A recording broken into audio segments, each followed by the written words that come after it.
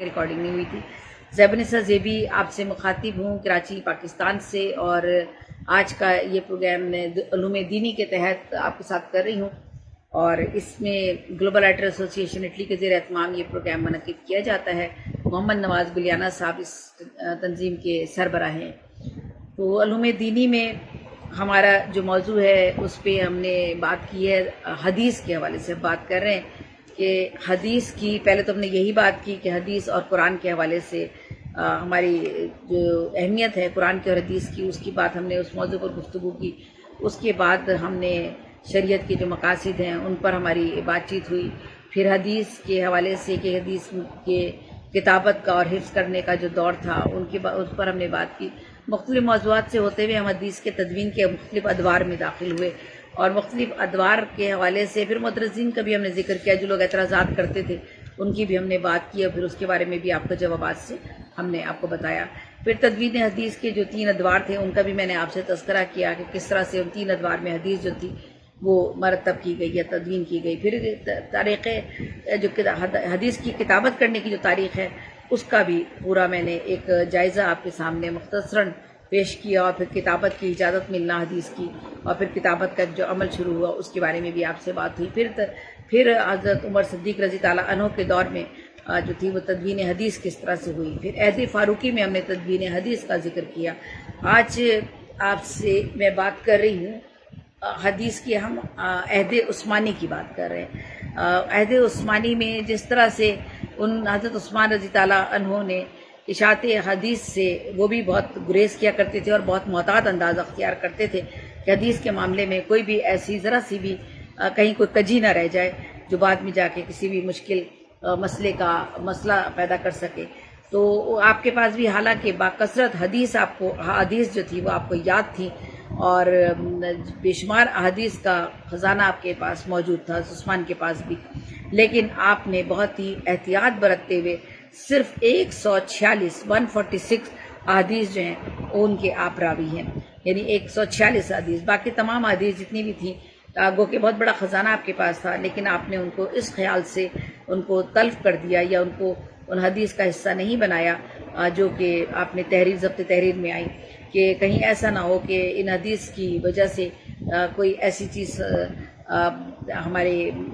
سامنے ایسا نہ ہو کہ کہیں کسی جگہ کوئی حدیث جو ہے وہ ہمیں درستگی میں کہیں کوئی ہمیں مسئلہ نہ ہو اس میں۔ تو جب تک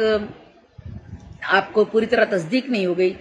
جن حدیث کے بارے میں، صرف آپ نے انہی حدیث کو ضبط تحریر میں لے کر آئے اور انہی کی کتابت کی گئی۔ تو 146 حدیث جو ہیں حضرت عثمانی عہد عثمانی میں، یعنی حضرت عثمان رضی تعالیٰ عنہ نے جو تھی انہوں نے 146 حدیث جو تھیں وہ اس کے راوی ہے۔ اور آپ کسی بھی مسئلے کو ذاتی اجتہاد کے مقابلے میں کوئی مستند حدیث اگر ملتی تھی تو اجتہاد کو آپ ترک کرتے اور حدیث کو اختیار فرما لیتے تھے۔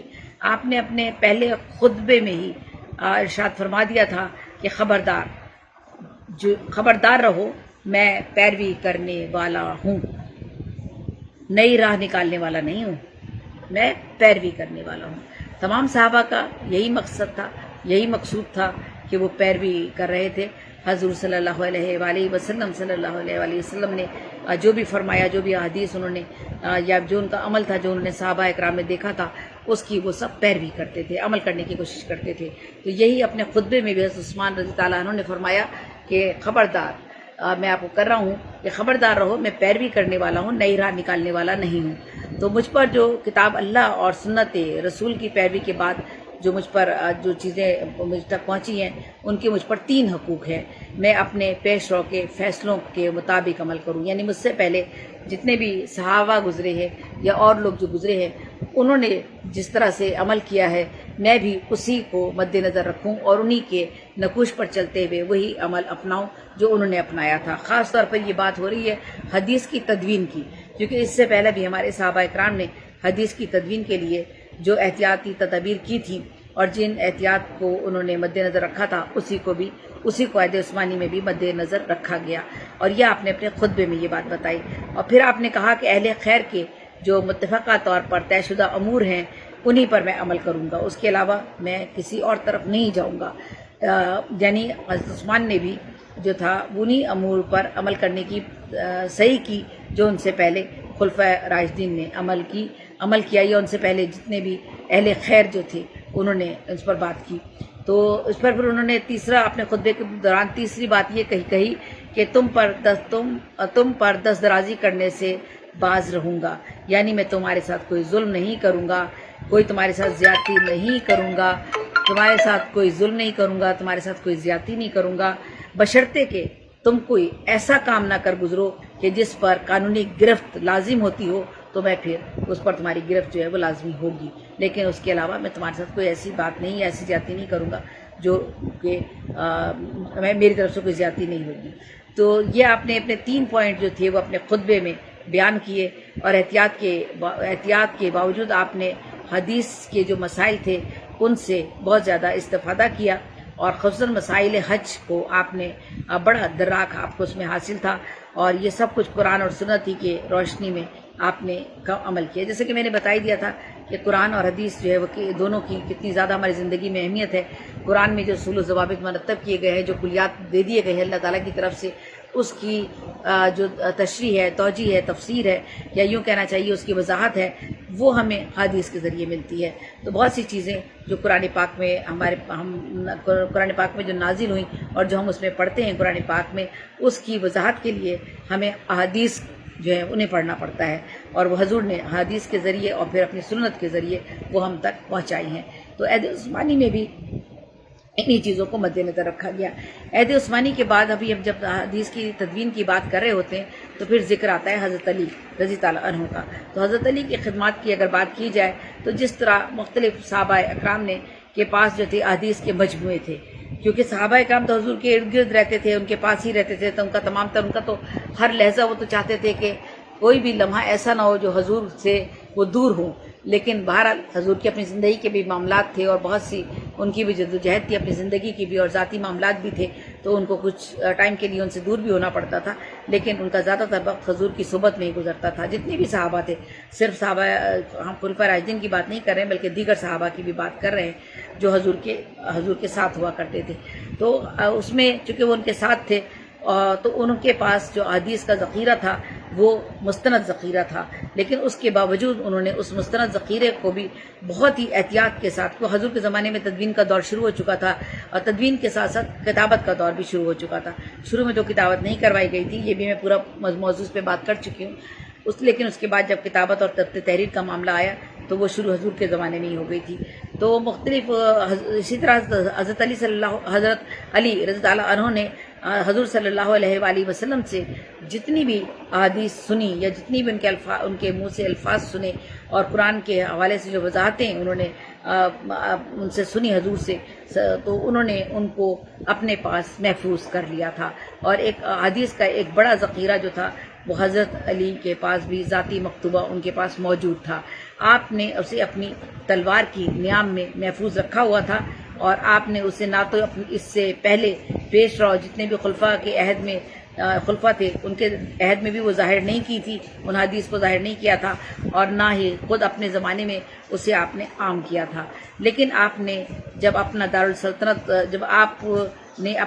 اپنے دارالسلطنت کوفہ منتقل کیا، کوفہ جب آپ منتقل ہوا، آپ کا دارالسلطنت جب کوفہ منتقل ہو گیا، حضرت علی رضی اللہ عنہ کی بات کر رہی ہوں، تو اس وقت تو وہاں کے حالات کچھ اور ہی تھے۔ کوفہ جب آپ پہنچے تو وہاں کے حالات بہت ہی الگ تھے۔ وہاں لوگ جو تھے بڑی من گھڑت حدیث جو تھے وہ بیان کرنے لگے تھے۔ آخرکار لوگوں کے اصرار پر آپ نے اپنا جو مکتوبہ تھا وہ آپ نے عام کیا، اور اس میں سے جو دینی مسائل تھے جو لکھے ہوئے تھے ان کو آپ نے سامنے آپ لے کر آئے۔ ان ساری باتوں کا مقصد صرف یہ تھا کہ وہ تمام متعدد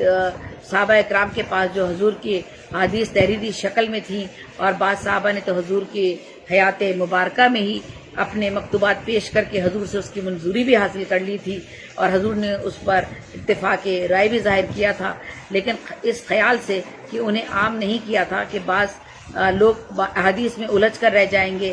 اور اپنی ساری توجہ حدیث کی طرف مرکوز نہ کر دیں۔ اس وجہ سے صحابہ اکرام اپنے مکتوبات جو تھے حدیث کے حوالے سے وہ لوگوں سے چھپاتے تھے، بلکہ خود سے بیان نہیں کرتے تھے۔ لیکن یہاں صورتحال چونکہ تبدیل ہوئی، اور آپ جب کوفہ منتقل ہوئے حضرت علی، تو وہاں پر جب آپ نے دیکھا کہ لوگ من گھڑت حدیث جو ہے وہ بیان کر رہے ہیں اور اپنے اپنے طور پہ حدیث کا علم جو ہے پھیلانے کی کوشش کر رہے ہیں، تو آپ کے سامنے پھر آپ نے اپنا جو مکتوبہ تھا اسے آپ نے ظاہر کیا۔ آپ کے سامنے کوئی بھی حدیث اگر پیش کی جاتی تو آپ رضی تعالیٰ عنہ راوی سے قسم لے کر حدیث قبول کرتے تھے اور خود بھی قسم کھا کے روایت کرتے تھے اس حدیث کی، اور اس کی وجہ غالباً وہ واقعات تھے جو حضرت عثمان کے زمانے میں کچھ فتنہ پرست لوگوں نے جو معاملات پیدا کیے تھے، یہ اسباب تھے۔ اسی وجہ سے آپ جو بھی اگر کوئی راوی کسی حدیث کی بات کرتا تھا تو آپ اس سے قسم لیا کرتے تھے اور پھر خود بھی قسم اٹھا کر اس حدیث کو آگے جو تھے وہ اس کے راوی ہوتے تھے۔ اس کی ابھی میں آپ کو بتاؤں گی کہ حدیث صرف اسی طرح نہیں کہ صرف سن کر جو ہے وہ، میں اس سے پہلے بھی بتا چکی ہوں آپ کو کہ ایسا نہیں تھا کہ صرف کسی سے حدیث کو سن لیا اور اسے کہہ دیا کہ وہ مستند ہو گئی، ایسا نہیں تھا، بلکہ اس حدیث کا علم کے لیے بہت ہی تقاضا کی گئی اور بڑی مشقت کی جاتی تھی کسی بھی حدیث کی جانچ پڑتال کے لیے، اور اس کے لیے باقاعدہ ایک علم بھی جو تھا مرتب کر دیا گیا تھا۔ اس کا بھی میں پہلے بھی ذکر کر چکی ہوں، آگے بھی آپ سے اس کا ذکر کروں گی۔ تو حدیث حضرت علی رضی تعالیٰ عنہ نے جب بھی وہ کسی سے حدیث سنتے تھے تو اس سے پہلے قسم لیا کرتے تھے اور اس کے بعد جو تھے وہ خود بھی قسم کھا کر اور اس کے بعد اس حدیث کو بیان کیا کرتے تھے۔ تو اس کے بعد جن کے پھر آپ نے نہ صرف لوگوں کو غلط حدیث بیان کرنے سے آپ ڈراتے تھے بلکہ خود بھی ڈرتے تھے۔ آپ نے اکثر آپ فرمایا کرتے تھے کہ آسمان سے گرنا مجھے زیادہ پسند ہے میں حضور سے غلط بات منسوب کروں۔ انہوں نے کہا کہ ایسا اللہ نہ کرے کہ کبھی ایسا ہو کہ کوئی بات میں حضور سے غلط منسوب کروں، اس سے کہیں زیادہ بہتر ہے کہ میں آسمان سے نیچے گر پڑوں، مجھے گرنا آسمان سے زیادہ پسند ہے۔ تو یہ آپ اکثر کہا کرتے تھے، اور لیکن کوفہ پہنچنے کے بعد چونکہ وہاں کے حالات بالکل ہی تبدیل ہو چکے تھے اور وہاں کے لوگ جو تھے ان اصولوں پر کاربند نہیں تھے جن کے مطابق جو تھے وہ حدیث جو تھی ان کے بارے میں تصدیق کی جاتی تھی اور حدیث بیان کی جاتی تھی۔ تو کیونکہ مدینے کے مقابلے میں کوفہ کے لوگ جو تھے حدیث کے زیادہ جو تھے وہ اس پر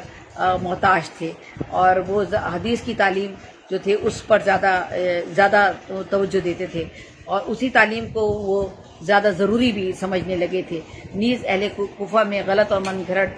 جو حدیث کا جو بیان تھا اس کا بھی رجحان اسی لیے زیادہ پایا گیا کہ وہ سمجھتے تھے کہ اگر ہم یہ بات کہیں گے کہ حضور صلی اللہ علیہ وآلہ وسلم نے کہی ہے تو یہ زیادہ مسترد سمجھی جائے گی بنسبت اس کے کہ آپ جو ہے وہ قرآن کے حوالے کو، یا قرآن جو کہ ہمیں قرآن جو ہے ہمیں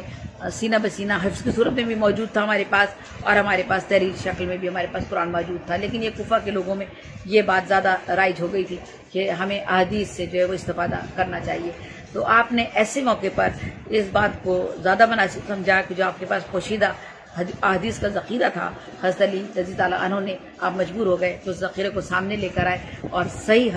احادیث جو ہے وہ لوگوں تک آپ پہنچائے۔ حدیث کا تذکرہ آپ نے خود کہا، حضرت علی رضی تعالیٰ عنہ نے بھی یہ کہا کہ حدیث کا تذکرہ کیا کرو، باہم ملتے رہو، اگر ایسا نہ کرو گے تو علم ضائع ہو جائے گا۔ اور ویسے بھی یہ بات کہی گئی ہے، ایک اور جگہ بھی میں نے یہ بات کہی تھی کہ علم جو ہے وہ پھیلانے کے لیے ضروری ہے کہ آپس میں ایک دوسرے سے بات چیت کرو، اور جو درست علم ہے اسے آگے تک لوگوں تک پہنچاؤ اور اس کی بات کرو اس علم کی، ورنہ آپ کا علم جو ہے وہ ضائع ہو جائے گا۔ تو علم کے لیے یہ خود آپ نے حضرت علی نے یہ بات کہی حدیث کے حوالے سے بھی کہ باہم آپس میں ملتے رہو، اگر ایسا نہ کرو گے تو علم جو ہے تو علم ضائع ہو جائے گا۔ حضرت عمر بن عبدالعزیز رضی تعالیٰ عنہ کتابت حدیث کے محرک اول ہیں، اور آپ نے 99 ہجری میں آپ مدینے کے خلیفہ ہوئے۔ آپ نے اپنی مملکت کے علماء کو حکم دیا کہ حدیث لکھ لی جائے، ورنہ جو ہے یہ اندیشہ تھا کہ محدثین کے بعد علم ختم ہو جائے گا۔ محدثین یعنی جن کے پاس حدیث کا ذخیرہ ہے، اگر وہ لوگ نہ رہیں گے تو یہ حدیث کا ذخیرہ ختم ہو جائے گا۔ اس کا ذکر حضرت عمر بن عبدالعزیز نے کہا کہ حدیث جو ہے وہ لکھ لی جائے، جبکہ حدیث اس سے پہلے حضور کے زمانے میں بھی لکھی جانی شروع ہو گئی تھی۔ ایسا نہیں تھا کہ ان کے دور میں کتابت نہیں ہوئی تھی، حدیث کی کتابت بھی شروع ہو گئی تھی حضور کے دور میں۔ تو آپ نے اپنے دور میں باقاعدہ کہا کہ اس کو حدیث کو جو ہے تحریر کیا جائے، چنانچہ ساری اسلامی مملکت سے حدیث و سند مرتب ہو جو مرتب ہو کر دارالخلافہ دمشق پہنچنے لگے تھے، جتنے بھی لوگ تھے اور جن جن کے پاس احادیث تھیں وہ ساری انہوں نے مرتب کرنے کے لیے اور وہ حدیث ایک دوسرے تک پہنچانے کے لیے اور ان حدیث کو جو ہے وہ تحریر کی شکل میں لانے کے لیے لوگ جو تھے وہ دور دور سے پہنچ رہے تھے اور حدیث جو تھے وہ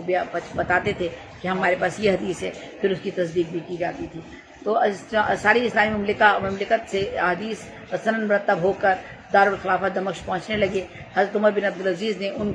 ان کی نقول کروا کے اپنی مملکت میں پھیلا دیا تھا۔ جب ان کی ساری تصدیق ہو گئی، تحریر ہو گئی، تدوین ہو گئی، تو پھر آپ نے تمام حدیث کو حضرت عمر بن عبدالعزیز نے ان کی بہت سی نقول بنوائی اور ان کو سارے پورے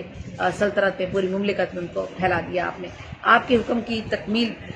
سب سے پہلے جس نے علم حدیث کی تدوین کی وہ حجاز و شام کے ممتاز عالم ظاہری مدنی تھے۔ اس حکم کے جاری کرنے کے 2.5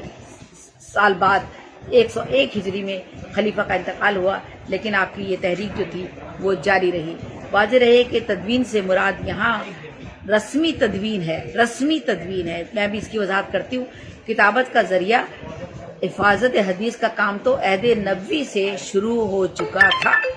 مطلب میں جس بات کی آپ سے وضاحت کر رہی ہوں، یہ میں نے ابھی بھی بات آپ سے کہی ہے، آپ یہ نہ سوچئے گا کہ حضرت عمر رضی تعالیٰ عنہ کے دور سے یا حضرت عمر بن عبدالعزیز کے دور سے یا خلفائے راشدین کے دور سے یا اس کے بعد سے جو تھا وہ حدیث کا سلسلہ جو تھا یہ صحابہ اکرام اور جو دیگر تھے حضور کے ساتھ رہنے والے ان کے دور میں حدیث کی تدوین ہوئی، ایسا نہیں تھا۔ یہی بات وضاحت کی جا رہی ہے، یہ ایک رسمی تدوین تھی جو یہ ہمارے خلفاء نے اور دیگر لوگوں نے تدوین کی، یہ ایک رسمی تدوین تھی جس کو باقاعدہ یعنی وہ جو حدیث سے پہلے حضور کے زمانے میں کتابت شروع ہو چکی تھی، اس کے بعد مزید جو حدیث کا ذخیرہ تھا جہاں جہاں تھا ان تمام حدیث کو بھی یکجا کرنے کے لیے یہ کام جو تھا یہ کام آگے بڑھا، اور اس کام میں ہمارے تمام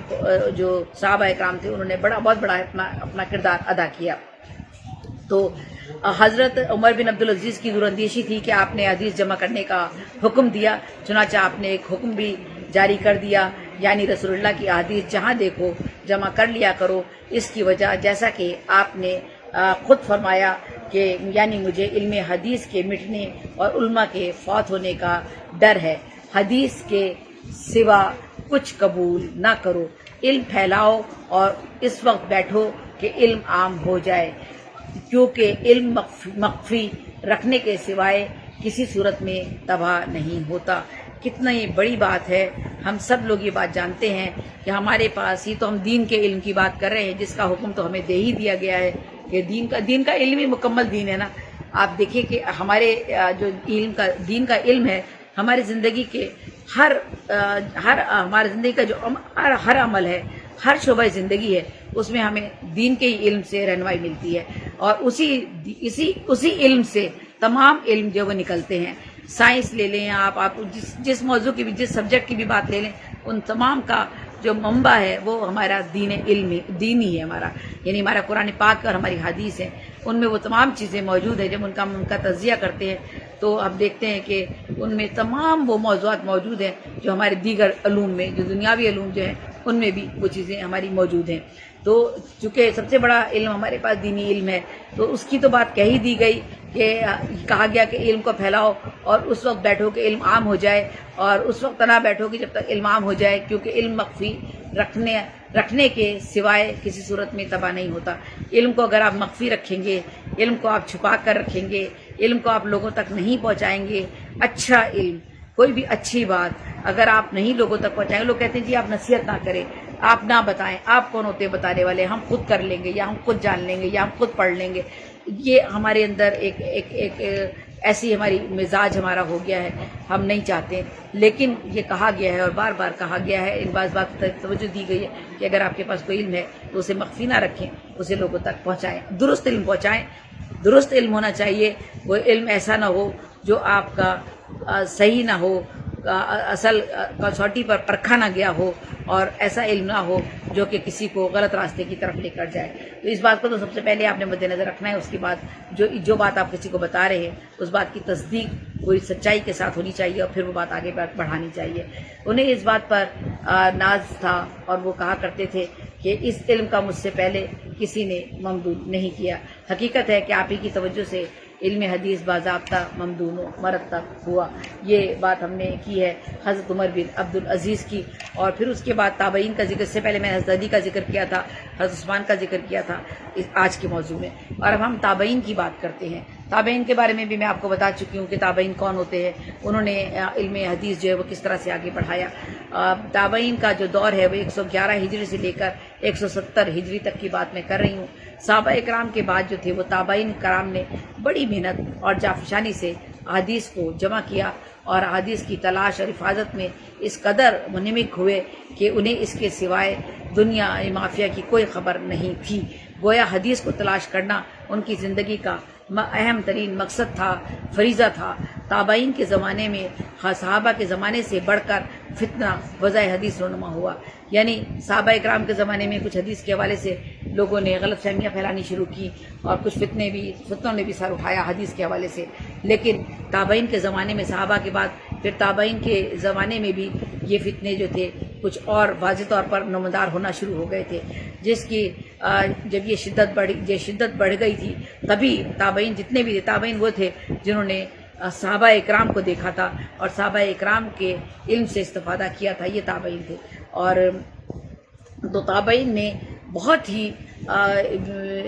مشقت کے ساتھ اور بہت ہی جانچ پڑتال کے ساتھ اس حدیث کے علم کو جو تھا، اور بہت ہی تحقیق کے بعد اس علم کی صحیح بلیغ کی، اس کی حفاظت کی، اور یہی حال تبع تابعین کا بھی تھا، یعنی تابعین کے بعد جو لوگ آئے وہ تبع تابعین تھے، جنہوں نے تابعین کو دیکھا تھا وہ لوگ بھی آئے، اور یہ دور شروع ہوا پھر 171 ہجری سے لے کر 260 ہجری تک کا دور رہا۔ یعنی آپ دیکھیں کہ حدیث کا کام کس طرح سے تسلسل سے جاری رہا، اور حدیث جو تھیں وہ کس طرح سے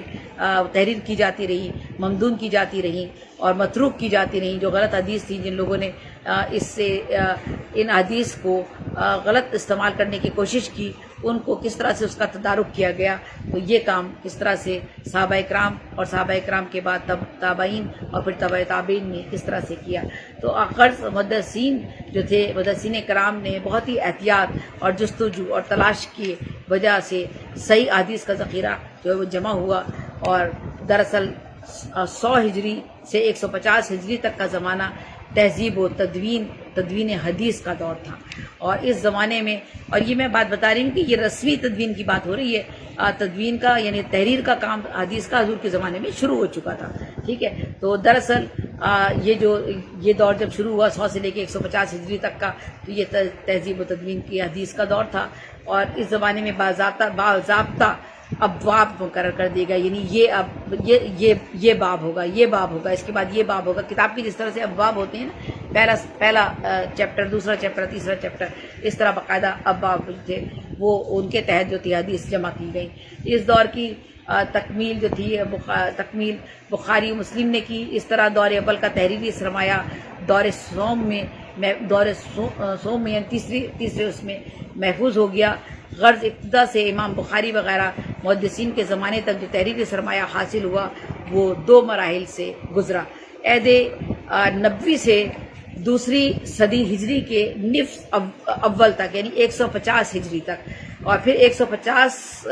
ہجری کے بعد کا زمانہ، یہ آپ کو میں نے دکھایا کہ 100 ہجری سے لے کر پھر 150 ہجری کا زمانہ تو تہذیب و تدوین حدیث کا زمانہ شروع ہو چکا تھا، اور اس میں باقاعدہ ابواب مقرر کر دیے گئے تھے۔ پھر اس کے بعد جو تھا عہد نبوی سے دوسری صدی کی ہجری تک ہم پہنچے، اور پھر نصف اول 150 ہجری تک پہنچے، اور پھر 150 ہجری کے بعد کا زمانہ پھر شروع ہو جاتا ہے تدوین حدیث کے حوالے سے جو ہم بات کر رہے ہیں۔ تو پھر 150 ہجری تک تحریر و کتابت کا طریقہ یہ تھا کہ شاگرد استاد سے جو سنتے تھے اسے لکھ لیتے تھے، اور اس طرح تحریراً احادیث جو تھیں وہ ساری جمع ہو گئی تھی اور جمع ہوتی جا رہی تھیں، لیکن اب تک انہیں ابواب میں اور عنوانات کے تحت جو تھا قائم نہیں کیا گیا تھا۔ یعنی حدیث کو اس دور میں جب ہم پہنچے تو پھر باقاعدہ حدیث کی جانچ پڑتال ہو گئی تھی، اس کی تصحیح کا کام ہو چکا تھا، اس میں جو غلط حدیث تھی انہیں تلف کر دیا گیا تھا۔ یہ سارے مختلف ادوار میں ہوتا رہا کام، میں مختلف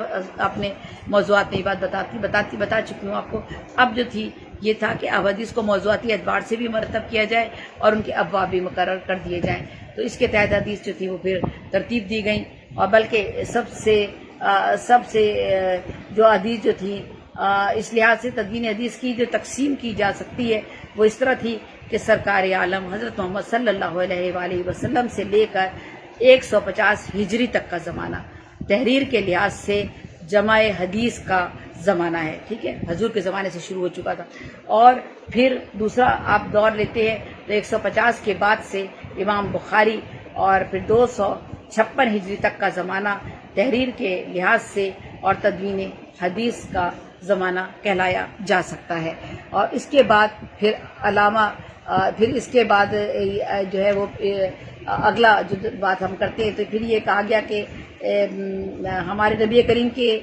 جو اس وقت ان کے دور میں عہد صحابہ تھے، پھر تابعین تھے، انہوں نے جو حدیث جوامع کی یا ان کو ممدون کیا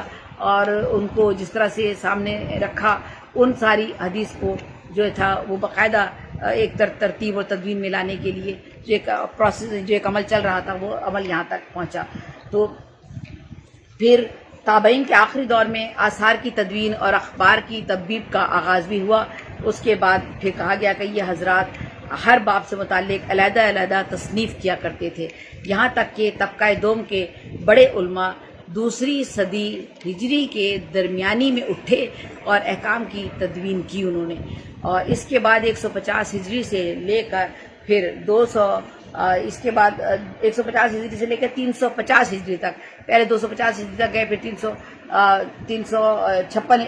256 ہجری تک گئے تھے، اب پھر ہم 350 ہجری تک کا دور آ گیا جو دور محدثین کے نام سے مشہور ہے۔ اور اس میں ہم آگے بھی چلیں گے، محدثین کے بارے میں بھی بات کریں گے۔ اس 200 سالہ دور میں محدثین کرام کی ذمہ داریاں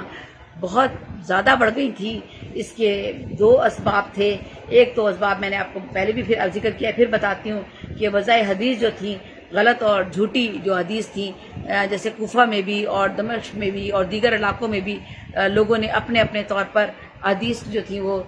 بیان کرنی شروع کر دی تھی اور بغیر تصدیق کے وہ بیان کرنی شروع کر دی تھی۔ تو اس لیے یہ محدثین اکرام نے جو کام کیا، ان کی ذمہ داریاں بہت ہی بڑھ گئیں اور انہوں نے ان حدیث کو جو تھا وہ محفوظ کرنے کے لیے اور ان حدیث کو صحیح جمع کرنے کے لیے بہت ہی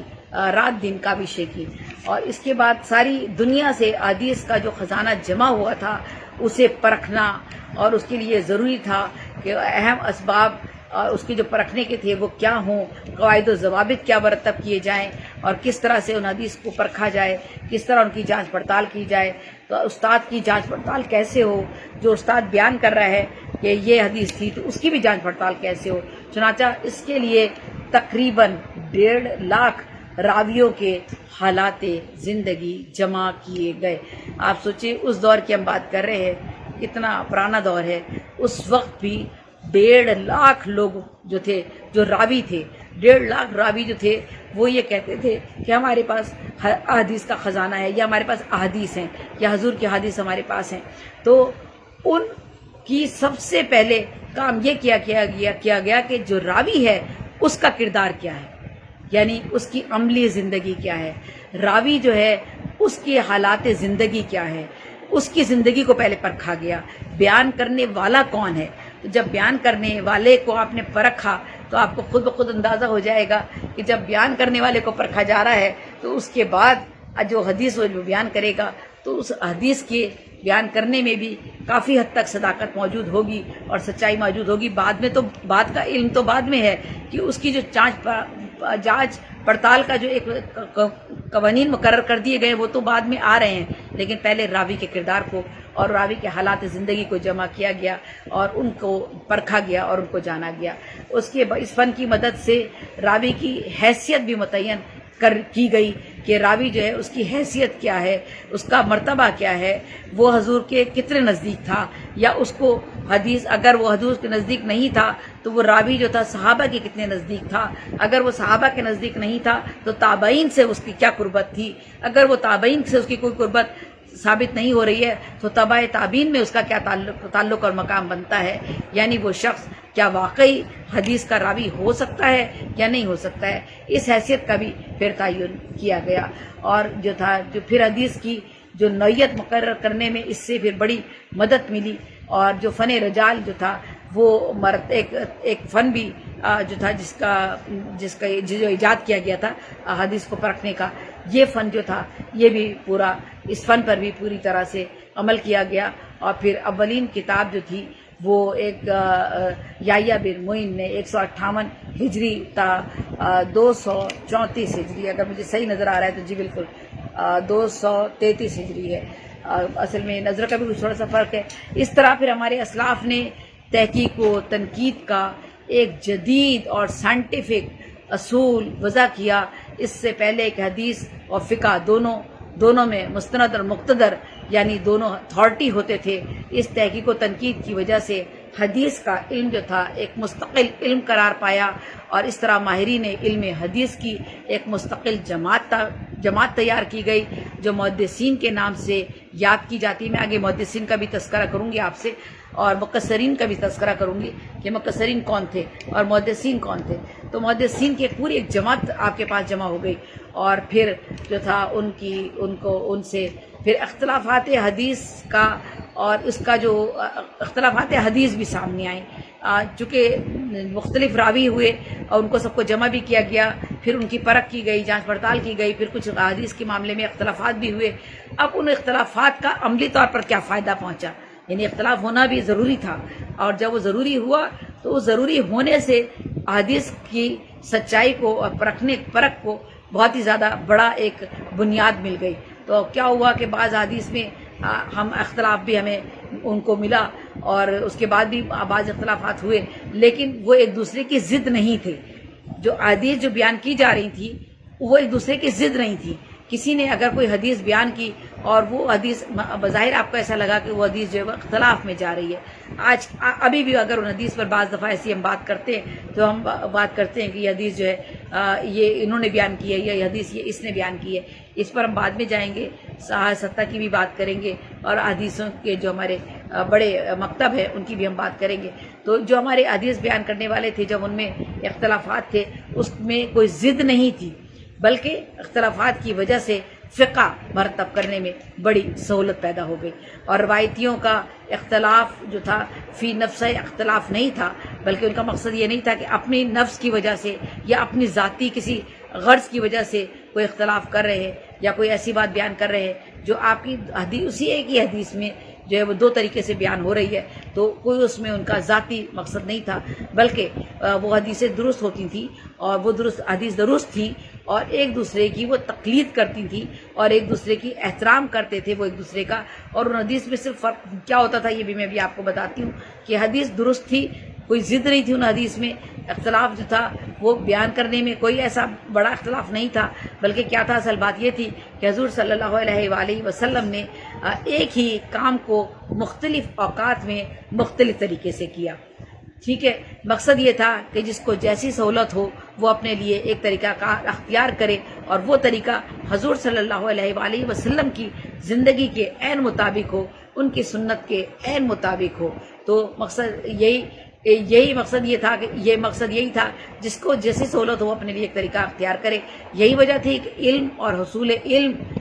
جو تھا ائمہ اربعہ میں اختلاف تھا، لیکن عمل میں کوئی اختلاف نہیں تھا. یعنی وہ حدیث وہی ہوتی تھی جو ایک حدیث ایک بیان کر رہا ہے، وہی حدیث دوسرا بیان کر رہا ہے، لیکن تھوڑا سا اس کو دوسری ترتیب سے وہ بیان کر رہا ہے، لیکن اس حدیث کا عمل کرنے میں کوئی اختلاف نہیں تھا. اور اس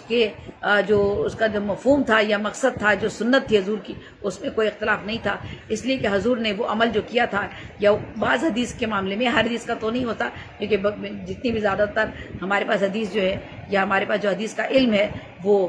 وہی ہے جو حضور نے عمل کیا ہے. لیکن بعض معاملات میں جو ہوتے تھے وہ وقت اور حالات کے ساتھ حضور نے اپنے طریقے میں جس طریقوں کو تبدیل کیا، اور جس طریقے سے مختلف اوقات میں انہوں نے اس اپنے کام کو کیا، اس عمل کو کیا، اس حدیث کو اسی طرح سے پھر بیان کیا گیا. تو یہی وجہ تھی کہ علم اور حصول علم میں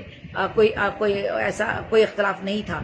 بلکہ اس بات کو مد نظر رکھا گیا کہ حضور جو ہے انہوں نے یہ عمل اس وقت اس طرح سے کیا تھا اور اس عمل کو اس طرح سے کیا تھا. تو حدیث جو ہے وہی رہی، اس میں کوئی تضاد نہیں تھا، ضد نہیں تھی کوئی. غرض جس قسم کا علم حاصل ہوا انہوں نے اپنا طریقہ کار اپنایا حضور کو دیکھتے ہوئے، اور اس کا بڑا فائدہ یہ ہوا کہ ہر طبقہ اول رسول پر اپنے اپنے علم اور سہولت کے مطابق عمل پیرا ہوا. لہٰذا اختلاف حدیث کا مقصد متفقہ طور سے افہام و تفہیم ہی تھا، اور اس میں کوئی ضد نہیں تھی، بحث نہیں تھی، احادیث غلط نہیں تھیں، یا یہ کہا جائے کہ کسی نے اپنے طور پر اس کو غلط بیان کیا، نہیں، ایسا کچھ نہیں تھا، بلکہ وہ درست ہی تھی۔ اور یہ افہام و تفہیم متفقہ طریقے سے وہ حدیث بیان کی گئیں، افہام و تفہیم سے ہوئیں، اور تاکہ وہ سنت رسول کے مطابق اپنے فقہ اور عملی زندگی کا دستور جو ہے مرتب کر سکے۔ جتنے بھی جو حدیث کے مرتبین تھے اور جو مبنور کرنے والے تھے، انہوں نے اس طرح سے حدیث کو جو تھا وہ بیان کیا۔ تو یہ حدیث کا جو علم ہے، میں آپ سے بات کر چکی ہوں، 3-4 ہماری گفتگو 3-4 موضوعات پر ہم بات کر چکے ہیں حدیث کی، لیکن ابھی بھی حدیث کا موضوع بہت بڑا ہے۔ جس طرح قرآن پاک کا موضوع ہے، بالکل حدیث بھی اسی طرح سے ساتھ ساتھ چلتی ہے۔ بغیر قرآن اور حدیث کا علم ایک دوسرے سے جدا بالکل بھی نہیں کیا جا سکتا، اور حدیث کا ایک عملی نمونہ حضور کی سنت تھی۔